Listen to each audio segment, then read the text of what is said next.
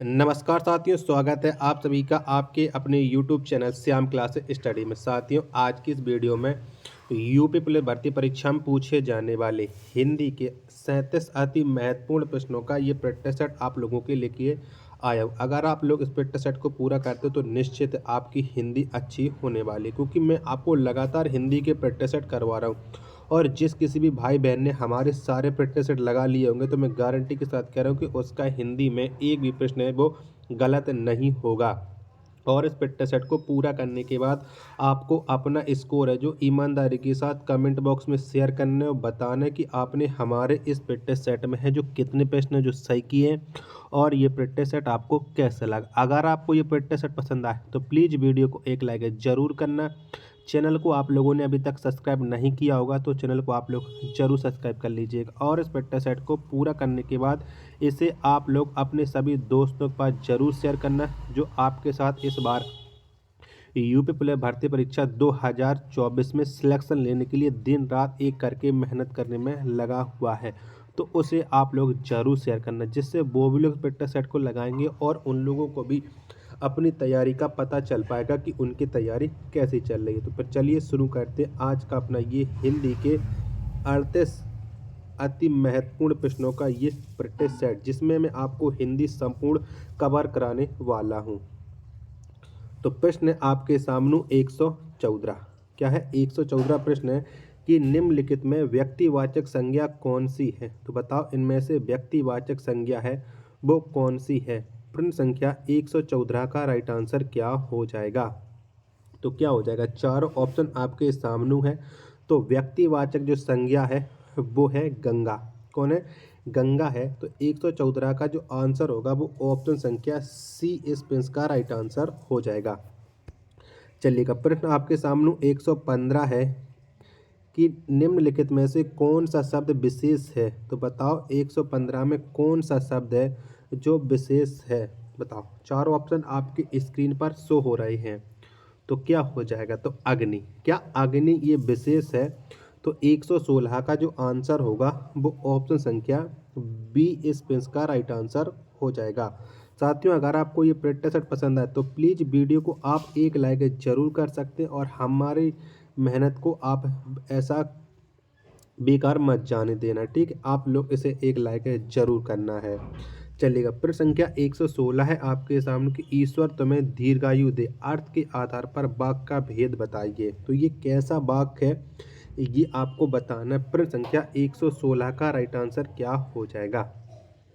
तो ईश्वर तुम्हें दीर्घायु दे, ये है एक इच्छावाचक वाक्य। क्या है? ये एक इच्छावाचक वाक्य है। तो 116 का जो राइट आंसर होगा वो ऑप्शन संख्या सी इस प्रश्न का राइट आंसर हो जाएगा। चलिएगा, अगला प्रश्न आपके सामने 117 है कि निम्नलिखित में से कौन सा शब्द स्त्रीलिंग में प्रयुक्त होता है। तो बताओ कौन सा शब्द है जो स्त्रीलिंग में प्रयुक्त होता है। 117 का आंसर क्या हो जाएगा? तो मैं आपको बता चुका हूँ कि आप लोग अच्छा और अच्छी लगाने से स्त्रीलिंग और पुल्लिंग का पता लगा सकते हैं।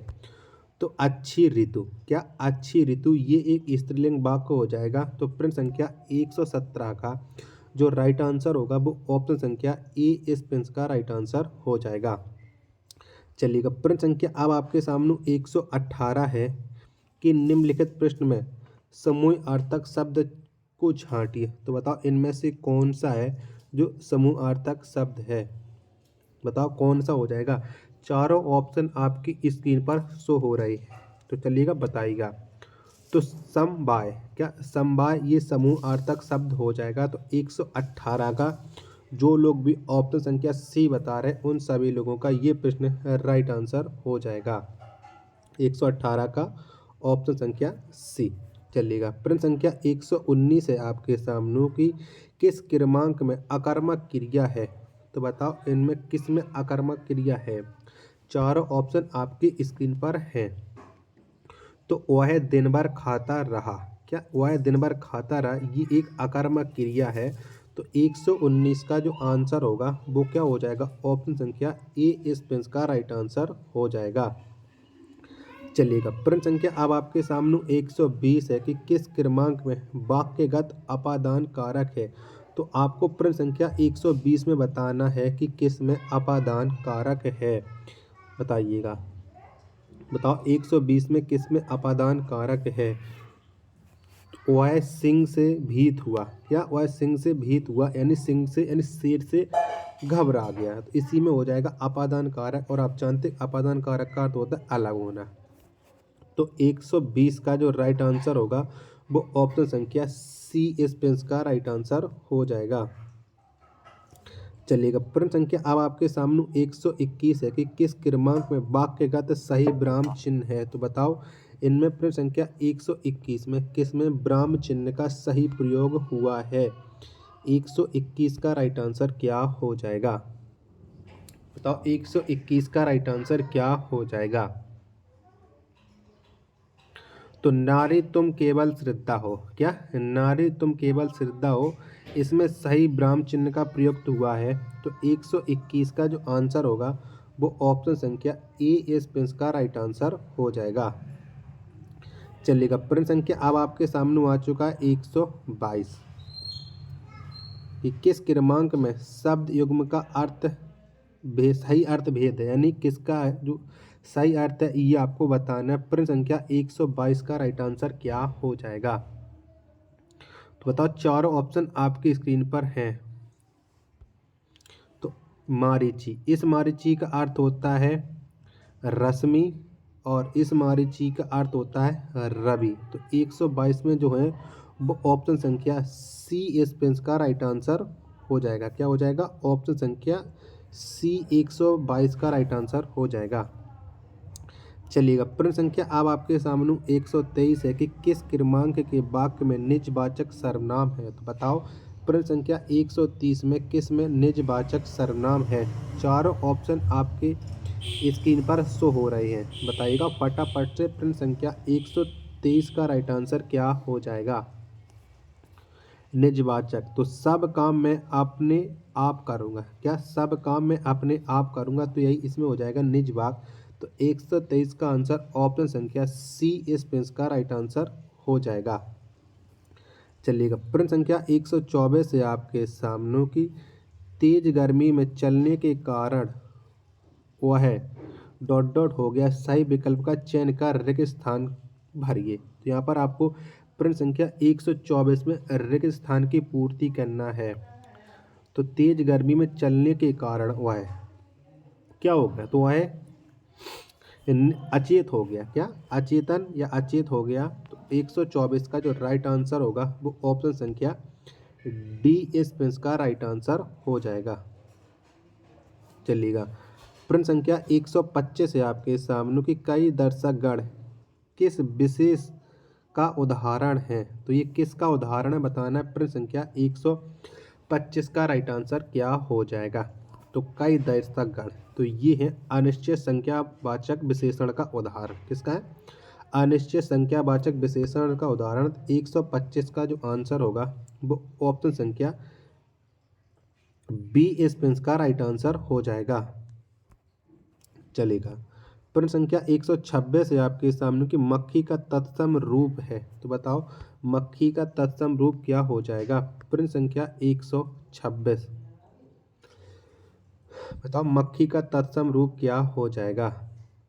तो मक्खी का जो तत्सम रूप होता है वो मच्छ का होता है। क्या होता है, मच्छ का होता है। तो 126 का जो आंसर होगा वो ऑप्शन संख्या डी इस पेंस का राइट आंसर हो जाएगा। चलिएगा, प्रश्न संख्या 127 है आपके सामने कि निम्नलिखित में से कौन सा तद्भव नहीं है। तो बताओ इनमें से कौन सा शब्द है जो तद्भव नहीं है। प्रश्न संख्या 127 का राइट आंसर क्या हो जाएगा। तो साय, क्या साय ये तद्भव नहीं है, ये तत्सम शब्द है। तो 127 का आंसर होगा ऑप्शन संख्या बी इस पेंस का राइट आंसर हो जाएगा। चलिएगा, प्रश्न संख्या 128 है आपके सामने कि जंगम का विलोम शब्द है। तो कौन सा हो जाएगा जंगम का विलोम शब्द, ये आपको बताना है। तो क्या होता है जंगम का विलोम शब्द। तो जंगम का विलोम शब्द होता है स्थावर। क्या होता है, स्थावर होता है। तो 128 का जो आंसर होगा ऑप्शन संख्या सी इस पेंस का राइट आंसर हो जाएगा। चलिएगा, प्रश्न संख्या 129 है आपके सामने कि निम्नलिखित में से शुद्ध वाक्य है। तो बताओ प्रश्न संख्या 129 में कौन सा वाक्य है जो शुद्ध है। चारों ऑप्शन आपकी स्क्रीन पर है, तो आप लोग बताइएगा। तो मेरे घर के पास हलवाई की एक दुकान है, ये शुद्ध हो जाएगा। तो 129 का जो आंसर है वो ऑप्शन संख्या डी इस पे इसका राइट आंसर हो जाएगा। क्या हो जाएगा? ऑप्शन संख्या डी हो जाएगा। चलिएगा, प्रश्न संख्या 130 है आपके सामने की थोड़ा नपा तुला भोजन करने वाला वाक्यांश के लिए उपयुक्त शब्द है। तो इसके लिए कौन सा उपयुक्त शब्द हो जाएगा? 130 का राइट आंसर क्या हो जाएगा? तो इसके लिए जो उपयुक्त शब्द होगा वो हो जाएगा मिताहारी। क्या हो जाएगा? मिताहारी। 130 का आंसर हो जाएगा ऑप्शन संख्या सी इस प्रिंस का राइट आंसर हो जाएगा। चलिएगा, प्रश्न संख्या अब आपके सामने 131 है कि किस क्रमांक में सही संधि का उदाहरण है। तो बताओ इनमें से किस में है जो सही संधि है। प्रश्न संख्या 131 का राइट आंसर क्या हो जाएगा? तो शिशु प्लस एक बराबर शिशुवैक, यानी जो 31 का ऑप्शन संख्या ए है, ये इस प्रिंस का राइट आंसर हो जाएगा। 31 का आंसर ऑप्शन संख्या ए हो जाएगा। चलिएगा, प्रश्न संख्या 132 है आपके सामने कि जिस समास का कोई पद प्रधान नहीं होता है उसे कहते हैं। तो उसे हम क्या कहते हैं, ये आपको बताना है। प्रश्न संख्या 132 का राइट आंसर क्या हो जाएगा? तो जिस समास का कोई पद प्रधान नहीं होता है उसे हम कहते हैं बहुब्रीहि समास। क्या? बहुब्रीहि समास। तो 132 का जो आंसर होगा वो ऑप्शन संख्या डी इस प्रिंस का राइट आंसर हो जाएगा। चलिएगा, प्रश्न संख्या अब आपके सामने है 133 कि मछली का पर्यायवाची है। तो कौन सा हो जाएगा मछली का पर्यायवाची, ये आपको बताना है। चारों ऑप्शन आपके स्क्रीन पर हैं। तो मीन, क्या मीन ये मछली का पर्यायवाची हो जाएगा। तो 133 का जो आंसर है वो ऑप्शन संख्या सी इस प्रिंस का राइट आंसर हो जाएगा। चलिएगा, प्रश्न संख्या 134 है अब आपके सामने की जो भाव मन में केवल अल्पकाल तक संचरण करके चले जाते हैं उन्हें कहा जाता है। तो उन्हें हम क्या कहते हैं, ये आपको बताना है। प्रश्न संख्या 134 का राइट आंसर क्या हो जाएगा? तो उन्हें हम कहते हैं संचारी भाव। क्या कहते हैं? संचारी भाव। तो 134 का जो राइट आंसर होगा वो ऑप्शन संख्या ए इस प्रिंस का राइट आंसर हो जाएगा। चलिएगा, प्रश्न संख्या अब आपके सामने 135 है कि छंद शास्त्र में दशाक्षर किसे कहते हैं। तो किसे कहते हैं छंद शास्त्र में दशाक्षर? तो ये हम कहते हैं ला और गा वर्णों को। किसे? ला और गा वर्णों को। यानी 135 का जो आंसर होगा वो ऑप्शन संख्या बी इस प्रिंस का राइट आंसर हो जाएगा। क्या हो जाएगा? बी इस प्रिंस का राइट आंसर हो जाएगा। चलिएगा, प्रश्न संख्या 136 है आपके सामने कि राज्यपाल में कौन सी संज्ञा है। तो बताओ कौन सी संज्ञा है राज्यपाल में। प्रश्न संख्या 136 का राइट आंसर क्या हो जाएगा? तो राज्यपाल में है जातिवाचक संज्ञा। क्या है? राज्यपाल में जातिवाचक संज्ञा है। तो 136 का जो राइट आंसर होगा वो ऑप्शन संख्या बी इस पे इसका राइट आंसर हो जाएगा। चलिएगा, प्रश्न संख्या 137 है आपके सामने कि पारना उतरना इस मुहावरे का उचित अर्थ क्या है। तो क्या हो जाएगा इस मुहावरे का उचित अर्थ, ये आपको बताना है। प्रश्न संख्या 138 का राइट आंसर क्या हो जाएगा? तो पार ना उतरना अशांत होना हो जाएगा। क्या? अशांत होना। तो 137 का जो राइट आंसर है वो ऑप्शन संख्या बी इस प्रिंस का राइट आंसर हो जाएगा। चलिएगा, प्रश्न संख्या अब आपके सामने 138 है कि हाथ कंगन को आरसी क्या लोकोक्ति का सही अर्थ है। तो बताओ इस लोकोक्ति का क्या अर्थ हो जाएगा कि हाथ कंगन को आरसी क्या। तो क्या हो जाएगा? तो इस लोकोक्ति को अर्थ हो जाएगा प्रत्यक्ष को प्रमाण की जरूरत नहीं होती है। क्या? प्रत्यक्ष को प्रमाण की जरूरत नहीं होती है। 138 का आंसर ऑप्शन संख्या सी इस प्रिंस का राइट आंसर हो जाएगा।